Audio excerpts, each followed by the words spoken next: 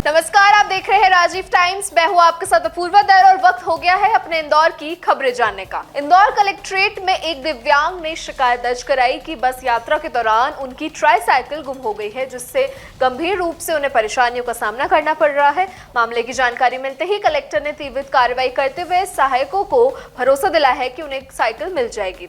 Collector ने बताया कि मुख्यमंत्री के निर्देशानुसार दिव्यांगों की समस्या को तत्कालीन समाधान दिया जाता है। इसी के तहत संबंधित बस की जांच शुरू हो गई है। प्रशासन ने स्पष्ट किया है कि लापरवाही पाए जाने पर बस संचालक के खिलाफ सख्त कार्रवाई की जाएगी। साथ ही प्रभावित दिव्यांग को जल्द नई ट्राईसाइकिल भी उपलब्ध कराई जाएगी। जिला प्रशासन ने दोहराया कि वे दिव्यांगों के अधिकार की रक्षा और उनकी सहायता के लिए हमेशा तत्पर हैं। देखिए, वो दिव्यांग जो जन थे वो बस से सफ़र कर रहे थे और उनकी जो ट्राईसाइकिल थी वो उसमें कुछ ख़राब हो गई, गुम हो गई। वो उन्होंने बस से गायब हो गई। तो चूँकि वो काफ़ी ज़रूरतमंद थे और माननीय मुख्यमंत्री जी के निर्देश भी हैं कि सभी दिव्यांगजन की तत्काल सहायता की जाए, तो तत्काल उनको हमने जो मोटराइज साइकिल है वो उसको उपलब्ध कराया गया है। और बाकी जिस बस से गायब हुआ है उस बस की भी जांच कर रहे हैं कि उनके द्वारा ऐसे कैसे हो गया ये चीज़। इंदौर नगर निगम का 2026-27 का बजट महापौर भार्गव ने पेश किया। बजट में शहरवासियों को राहत देते हुए ना तो कोई नया कर लगाया गया है, ना ही किसी पर किसी चीज की बढ़ोतरी हुई है। करीब 8,450 करोड़ रुपए के इस बजट में बुनियादी ढांचों को मजबूत करने का विशेष ध्यान दिया है। बजट में 2050 तक निर्बाध जल आपूर्ति सुनिश्चित करने, सीवर प्रबंधन को सही करने और नए एसटीपी निर्माण का प्रावधान दिया गया है। डिजिटल इंदौर के तहत घर घर को डिजिटल एड्रेस देने का लक्ष्य तय है। कॉलोनियों की सड़कों के विकास, नए बाजारों के निर्माण और पुराने बाजारों के पुनर्विकास पर भी जोर दिया गया है। बजट पेश होने से पहले परिसर में हंगामा हुआ। भागीरथपुरा जल मामले को लेकर नारेबाजी हुई, जिस पर सत्ता पक्ष ने विपक्ष पर हमला किया है। इन सब के बावजूद हम कह सकते हैं कि शहरवासियों के लिए कई राहत भरी घोषणा की गई है। अब देखना ये होगा इन घोषणाओं पर कितना अमल होता है। इंदौर में MR10 क्षेत्र स्थित कृष्णबाग कॉलोनी में 71 घरों की तोड़ने का नोटिस जारी किया गया है। रहवासी भय के माहौल में हैं और वहां पे आक्रोश भी देखने को मिला है। लोगों का कहना है कि वर्षों की मेहनत और जमा पूंजी से बनाए घर अचानक खतरे में आ गए हैं। उनका सवाल यह है कि जब निर्माण हो रहा था तब प्रशासन ने रोका क्यों नहीं। रहवासियों के अनुसार वे लंबे समय से टैक्स और बिजली बिल जमा कर रहे हैं तथा क्षेत्र में नर्मदा पाइपलाइन जैसी सुविधा भी मौजूद है। इसके बावजूद उन्हें अवैध बताकर नोटिस जारी किया है। कॉलोनी से जुड़े विवाद पिछले 5 साल से अदालत में निलंबित हैं और पहले भी स्टे मिल चुका है। उधर प्रशासन का कहना है कि संबंधित जमीन संस्था की है और अवैध कब्जा हटाने के लिए कार्रवाई जरूरी है। वहीं रहवासियों का आरोप है कि बिल्डर्स के दबाव में प्रशासन काम कर रहा है। उनका सवाल है कि यदि जमीन अवैध थी तो प्लॉट बिक्री और निर्माण की अनुमति किसने दी।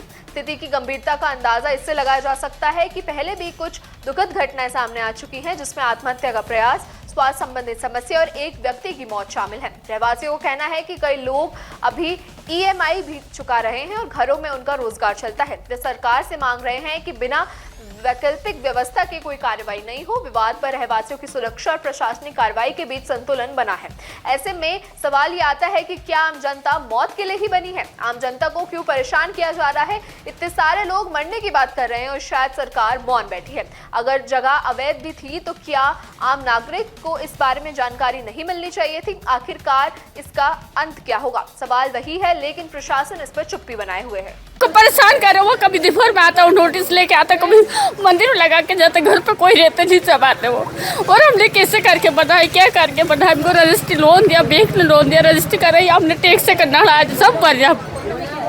फिर भी आपके घर वो फिर भी वो आता है कि हम तुम्हारे घर तोड़े, कैसे तोड़ने देंगे हम? क्यों? पैसा वाला तो गरीब के कैसे वो सताएगा, हमको बताओ आप।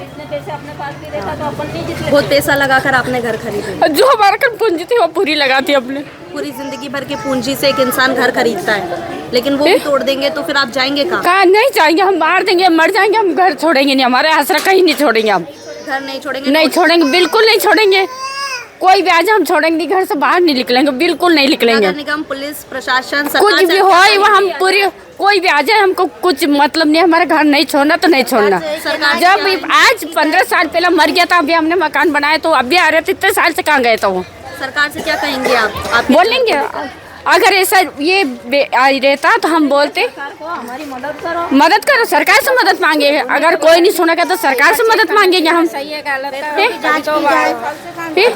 अगर इससे गलत रहता तो बैंक लोन देती, हमको रजिस्ट्री होती, क्या नल का टैक्स आ रहा है, बाकी सब आ रहे हैं। क्या मतलब ये तो ध्यान नहीं, लेकिन मैं बेहोश हो गई थी तो एम्बुलेंस में ले गए थे मेरे को। आज भी आपकी तबीयत खराब हाँ, तबीयत ही खराब है। है? कितने दिन पुरानी बात है, कब हुआ था ये मामला? ये 1.5 साल हो गए होंगे। 1.5 साल। हाँ। अब फिर से वो लोग कार्यवाही करने हाँ, आएंगे और फिर आपके से। घर तोड़ेंगे, तो क्या क्या कदम आप फिर से ऐसे ही कदम उठाएंगी क्या? नहीं, अब करना तो क्या है, जो सब करेंगे वो हम करेंगे। बस मन तो बचाने की कोशिश कर रहे हैं। बीमार तो मैं रहती हूँ वैसे भी। अपने घर को बचाने की हाँ, कोशिश बचाने की तो कोशिश करेंगे। आपने आत्महत्या करने की कोशिश क्यों की थी?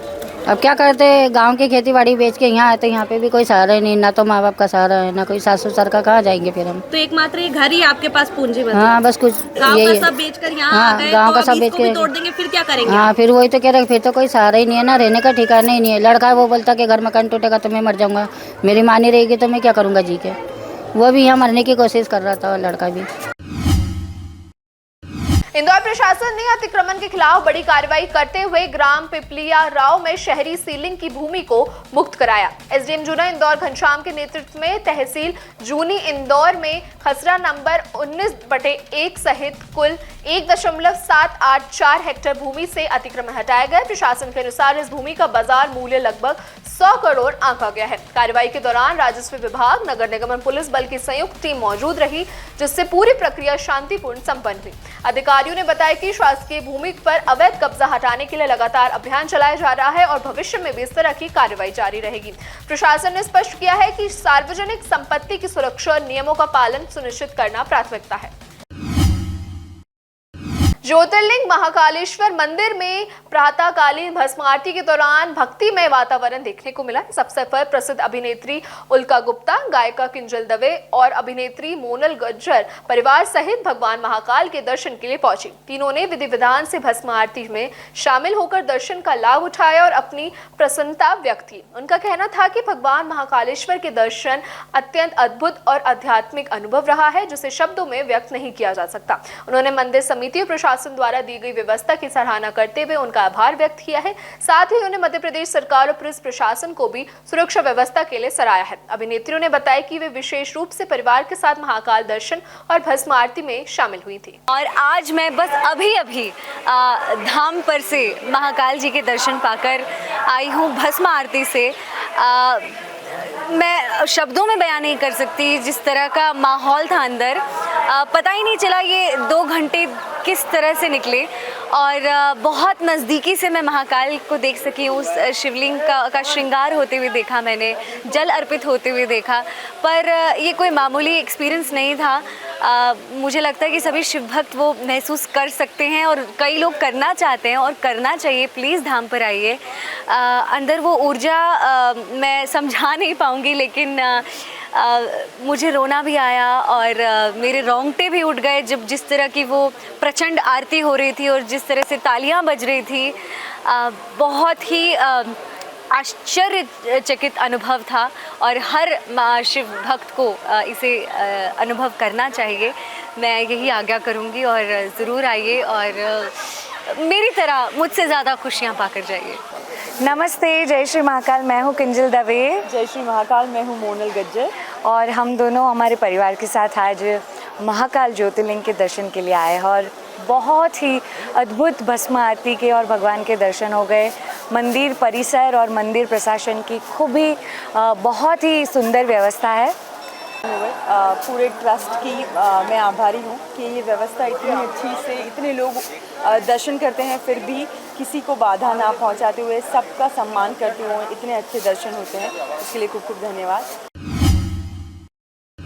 इंदौर में लोकायुक्त ने भ्रष्टाचार के खिलाफ बड़ी कार्रवाई करते हुए पीडब्ल्यूडी के 2 इंजीनियर को रिश्वत लेते रंगे हाथ पकड़ के गिरफ्तार किया है। कार्रवाई के दौरान आरोपी ने 90,000 रुपए की रिश्वत लेते हुए ट्रैप किया। जानकारी के अनुसार भुगतान जारी करने के बदले आरोपी ने 6% कमीशन की मांग उठाई थी। शिकायत मिलने के बाद लोकायुक्त टीम ने योजना बनाकर कार्रवाई की और दोनों इंजीनियर को मौके पर पकड़ लिया। गिरफ्तार आरोपियों की पहचान बाल कुमार जैन और धीरेन्द्र नीमा के रूप में हुई है। दोनों के खिलाफ भ्रष्टाचार निरावरण अधिनियम के तहत मामला दर्ज हो गया है और आगे की जांच जारी है।